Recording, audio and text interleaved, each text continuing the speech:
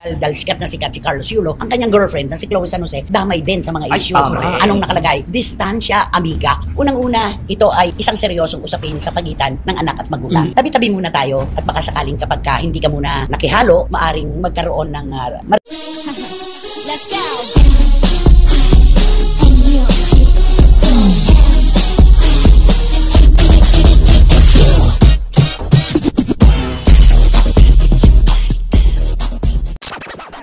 Dahil nandito na nga po si Kaloy, ang ating matagumpay na Olympian. Natural, ang dami-dami na naman pong naglalabasan ng mga posts ng mga kababayan natin. Ang iba naman ay nasa tamang wisyo, ang iba naman ay masakit. Na hindi natin maiiwasan. Oo, na hindi natin maiiwasan. Dahil sikat na sikat si Carlos Yulo, ang kanyang girlfriend na si Chloe San Jose, damay din sa mga issue. Anong nakalagay? Distansya, amiga. Ano to, parang sa jeep ano?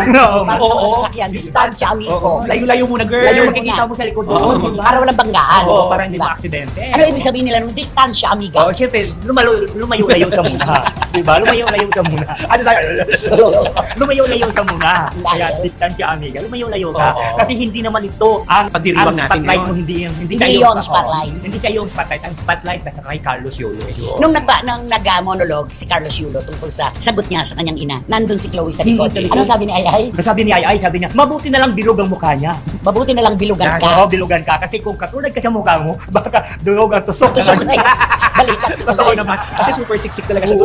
Sana hindi na lang. Unang-una, ito ay isang seryosong usapin sa pagitan ng anak at magulang. Tabi-tabi muna tayo at baka sakaling kapag hindi ka muna nakihalo, maaring magkaroon ng maresolbahan ang problema, di ba? Oo, at saka umawag ka muna sa frame ng magpapamilya. Ang ganda-ganda nung sinabi ni Kaloy, ipinagtanggol ka. Di ba? Ipinaglaban ka niya. At kaya lumala ang usapin sa kanilang mag-ina nung ano na daw siya ng mga, kumbaga hindi dapat gawin ng nanay. Dahil ipinagtanggol nga niya ang kanyang girlfriend. Iyon naman na si Kaloy, walang aagaw sa'yo. Nagmamahalan naman kayo. Pero ang pakiusap ng ating mga kababayan, baka naman po pwedeng distansya, amiga. Ayun. Di ba? Tama. Para naman yung pamilya at si Kaloy ang magkaroon ng pagkakataong makapag-usap. Tama. Di ba? Bonding. Yun Diba? eh. Pero ang tanong, magawa kaya ni girl? Ang tanong ko sa sarili ko, hindi yung girl. Ano yun ano? Si Kaloy. Ay, oo. Pumunta kaya si Kaloy sa kanyang pamilya agad-agad. Ayan. Ay, Malalaman natin yan. Oo. Yun yung ibig ko sabihin na, muna. Di ba? Diyan ka muna. Alam mo, ang magulang, iisa lang. Lalo na ang nanay, siya ang nagbigay sa atin ng buhay. Ngayon, baka mamaya wala na rin kayo ni Chloe, saan ka pupunta? Kapag nangyari po yun, desisyon na ni Chloe at ni Kaloy na maghiwalay. Ay, oo, tama. Call ni Kaloy yan, kanya yan. Pero totoo, na iisa lamang po ang pamilya, iisa lamang nanay. Di ba? Pero may kabuntot yun kasi mag-ingat tayo sa pagsasalita at paggamit ng salitang nanay. Hindi sa lahat ng pagkakataon, ang nanay ay nasa tama at mali ang anak. Yun. Di ba? Ganun lang yan. Matapos nga lumabas ang balitang ito ay umani agad ng samot-saring komento mula sa marami sa ating mga kababayan. At marami nga sa kanila ngayon ang hindi napigilan ang kanilang sarili na maglabas ng kani-kanilang hinaing at komento sa mundo ng social media. And the netizen posted, "Nako naman, wag kang makisawsaw pa sa problema ng mag-ina. Alam mo, Chloe, kung talagang mabuting girlfriend ka ni Carlos, ay hindi mo dapat siya sinusulan. Kasi sa mga ginagawa mo ngayon, mas lalo mo lang pinapalaki ang issue eh. Alam mo naman na kahit gaano pa kalaki ang problema sa pamilya, basta pag-uusapan lang ng masinsinan ay lahat ng yan ay mariresolba. Ginagawa mo kasi ngayon, hindi ka na nga gusto ng nanay ng boyfriend mo, sinasagot-sagot mo pa siya. Hindi lang sa personal ha, sa social media pa talaga. Sobrang public nun. Kaya hindi mo masisisi ang taong bayan.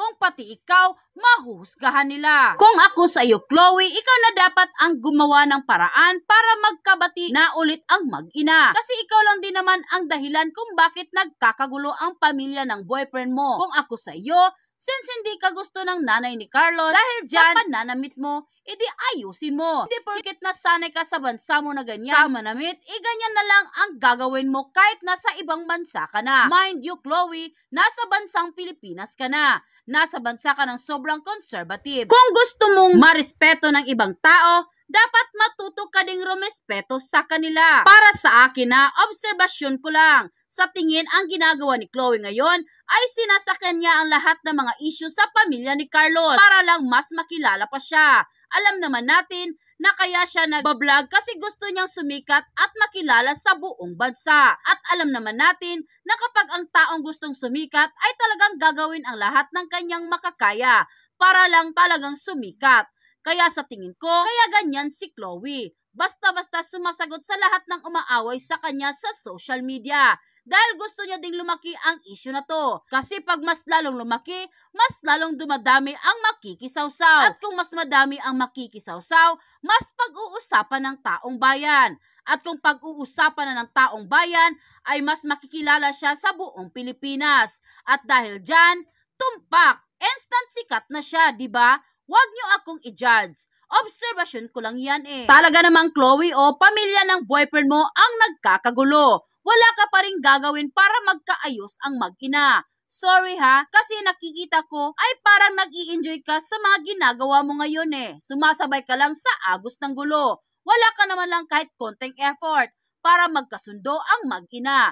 Naku naman Chloe, kung talagang mabuti kang tao, ang dapat mong gawin ay dumistansya ka na lang. Palamigin mo muna ang lahat ng isyo. Hayaan mo nang mag-usap si Carlos at ang kanyang ina na sila lang. Huwag kang makialam. Tapos pag okay na ang lahat, dyan ka na lang bumalik para pagbalik mo ay maayos na ang lahat. Bati na si Carlos at ang kanyang pamilya, lalong-lalo na ang kanyang nanay. Tapos hindi na kayo pinag-uusapan ng buong Pilipinas. Do it not just for yourself, but for the sake of your boyfriend's family. End quote. At yun na nga mga kachika, kung nagustuhan mo ang hot topic natin for today's video, ay ano pang inaantay mo? Mag-like ka na at i-share mo na din para mas marami pang magkakaalam sa hot topic na ito. Maraming salamat!